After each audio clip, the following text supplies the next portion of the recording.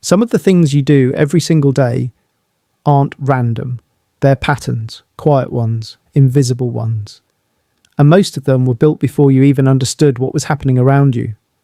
The way you say sorry when it's not your fault. The way you hesitate over simple decisions. The way you brace for something to go wrong.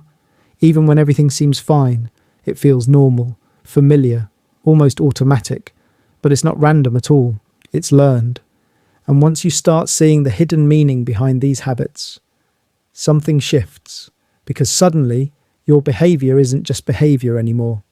It's a story. Because here's the truth most people never realize. Your habits didn't just form out of nowhere.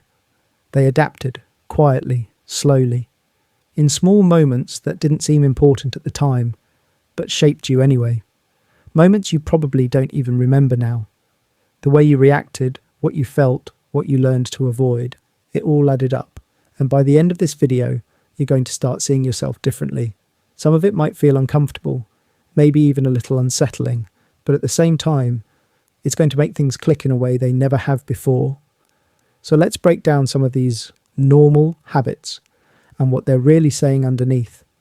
Because these aren't just random behaviors, they're signals, clues, patterns left behind by a version of you that had to adapt early, just to feel safe, accepted, or in control. You say sorry a lot, not just when you actually make a mistake, but all the time. Someone bumps into you. You say sorry. You ask a simple question. You start with sorry to bother you. You walk into a room and somehow feel like you need to shrink your presence. It looks like politeness on the surface, but underneath, it's something deeper. There's a small moment that says everything. You're texting someone. You type what you really want to say. Then you pause, you delete it, rewrite it, soften it, and then you add a line at the beginning. Sorry if this sounds weird. Now it feels safer, less risky, less you. But ask yourself, why did you feel the need to do that? Because at some point in your life, being direct didn't feel safe, being expressive didn't feel welcome. Maybe you were told you were too emotional, too sensitive, too loud, too much. Or maybe it wasn't said out loud, but you felt it, the way people reacted, the way they dismissed you, the way your feelings didn't land the way you hoped. So your brain did something smart. It adapted. It created a quiet rule. Tone it down. Be careful. Don't take up too much space. And over time, that rule turned into a habit. Now you apologize before you even speak. You soften your presence before anyone asks you to.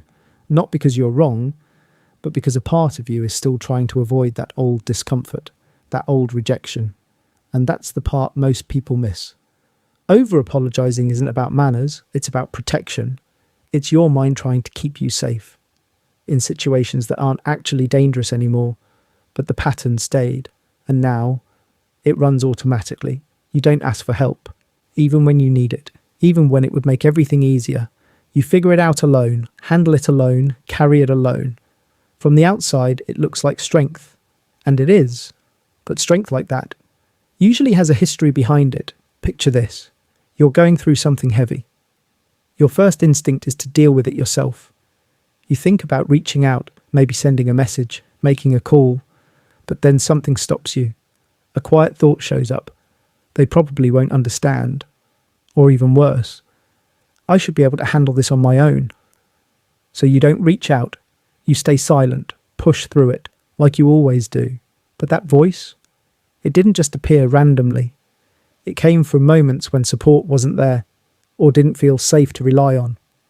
Maybe you asked for help once and got ignored. Maybe you opened up and felt misunderstood. Maybe you learned early that depending on people only led to disappointment. So your brain adapted. It built a rule. Don't rely on anyone. It's safer that way. And over time, that rule became your identity. You became independent, capable, self-sufficient. But deep down, you didn't choose independence. You learned it because you had to. You hate confrontation. Even the smallest disagreement feels heavy, like something bigger is about to happen.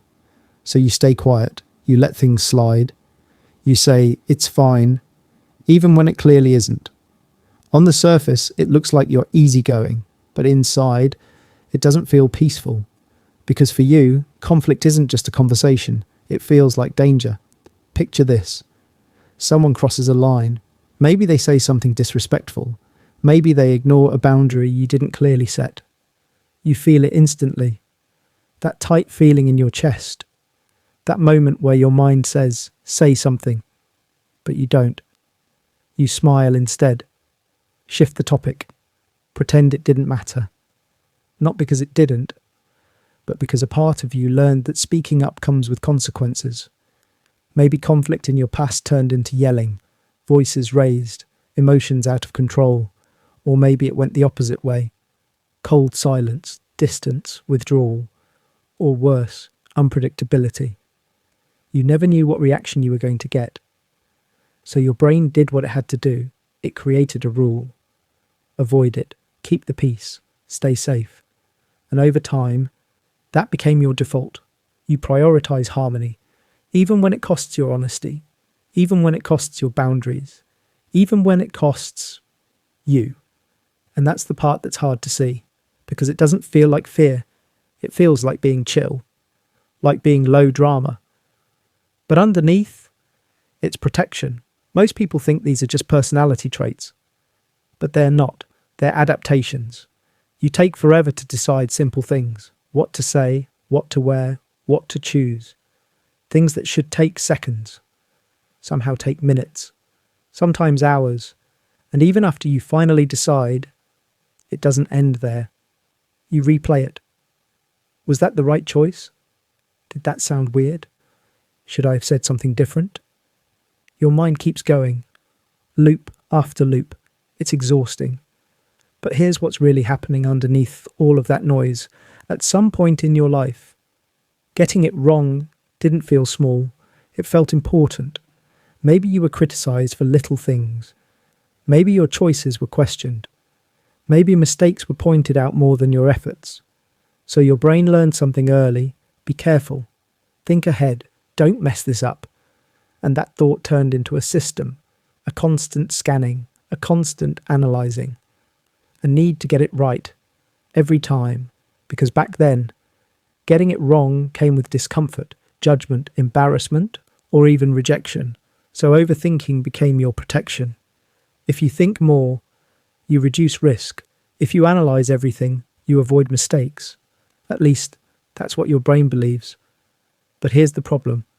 That same system is now running in situations where the stakes are low, or don't even exist. You're putting pressure on decisions that were never meant to carry that weight. And now, instead of helping you, that pattern is draining you, slowing you down, making simple things feel complicated. Not because you're indecisive, but because a part of you is still trying to protect you from a version of wrong that no longer has power over you. You're easy to like, you adjust quickly, you read the room without even trying. You know what people need before they say it. And you give it to them, a smile, agreement, support. Even when something inside you feels off. Someone asks for a favour. You say yes, almost automatically. Even when your schedule is full. Even when your energy is low. Even when a quiet voice in your head is saying, I don't want to do this. But you ignore it. Because saying no feels uncomfortable. Not just awkward, but wrong. Like you might disappoint someone. Like you might lose something. And that feeling? That didn't come from nowhere. At some point in your life, being liked wasn't guaranteed. Approval wasn't consistent. Attention wasn't always there. And connection felt like something you had to earn. So your brain adapted. It figured something out early. If I make people happy, I'll be safe. If I keep the peace, I won't be rejected. If I become what they need, they'll stay.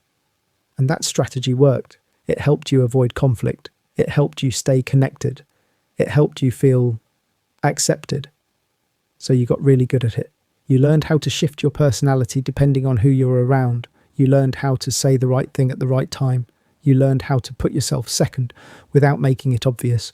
From the outside, it looks like kindness, and it is. But underneath, it's also survival. Because when being liked feels necessary, you stop asking a very important question. What do I actually want? And over time, that question gets quieter. Your needs get pushed back. Your preferences get ignored. Your boundaries get blurry. Not all at once, but slowly. Until one day, you realise you've been showing up for everyone else, but not really for yourself. And that's the hidden cost of people pleasing. It keeps the peace on the outside, but creates distance on the inside. Because the more you become what others need, the further you drift from what you need. Someone says, "You did a great job." And instead of just saying thank you, you deflect. "Ah, it was nothing.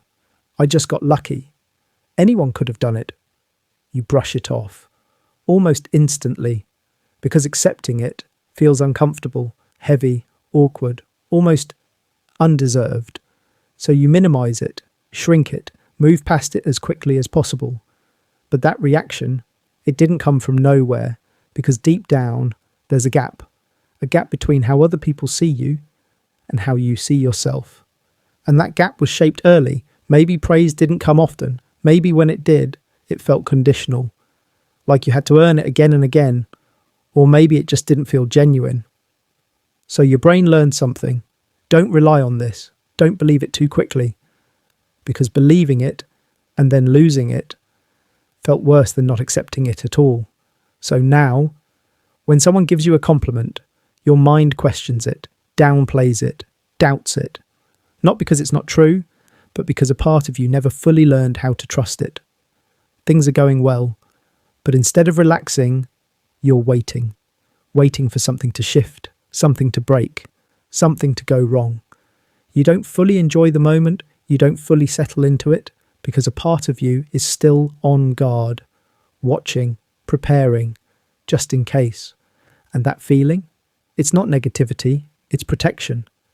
Because at some point in your life, good moments didn't feel stable. Maybe they didn't last. Maybe something always followed them. Stress, conflict, disappointment. So your brain learned a pattern. Don't get too comfortable. Stay ready. Expect the shift. And that pattern stayed with you. Now, even when things are calm, your mind keeps scanning, looking for signs, trying to stay one step ahead, because being caught off guard once was enough to teach you to stay alert. So peace doesn't feel natural. It feels unfamiliar. And instead of leaning into it, you brace against it. Not because something is wrong now, but because a part of you is still trying to protect you from what used to happen before. And here's where it gets interesting. None of these habits are random. They didn't just show up one day. At some point, they protected you. They helped you make sense of situations that felt confusing, overwhelming, or just straight up unsafe. When things didn't feel stable, you became more aware. When reactions felt unpredictable, you became more careful. When you didn't know what to expect, you learned to adapt. Without even realizing it, you built systems to survive, to stay accepted, to stay out of trouble, to stay emotionally safe. And the crazy part, they worked. They helped you avoid pain. They helped you read people better. They helped you get through moments that your younger self didn't fully understand.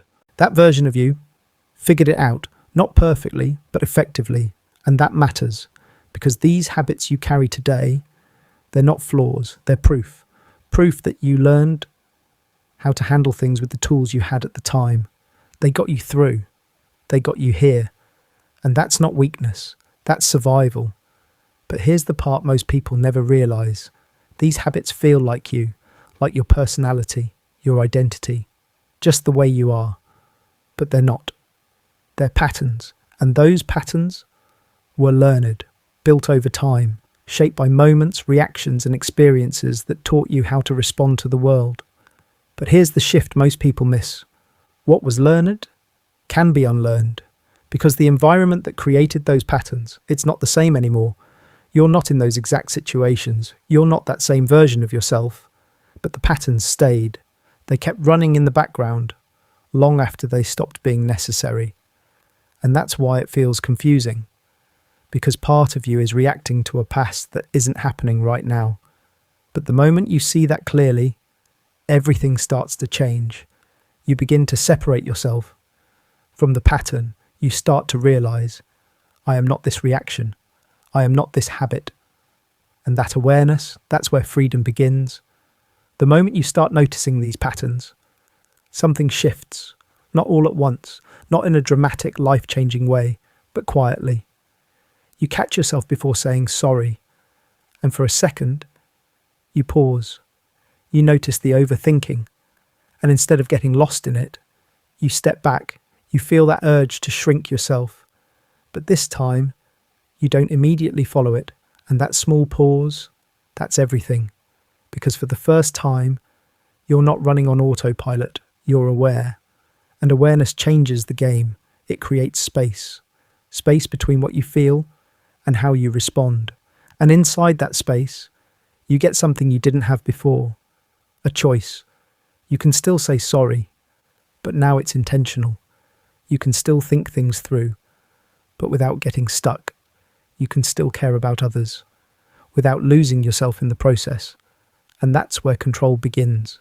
Not by forcing change, not by becoming someone else, but by slowly choosing differently, in moments that used to control you. That's how patterns start to loosen, one aware moment at a time. So the next time you catch yourself doing something that feels normal, pause, ask yourself, where did I learn this? Because that answer might change everything. You're not broken, you're patterned, and patterns can change.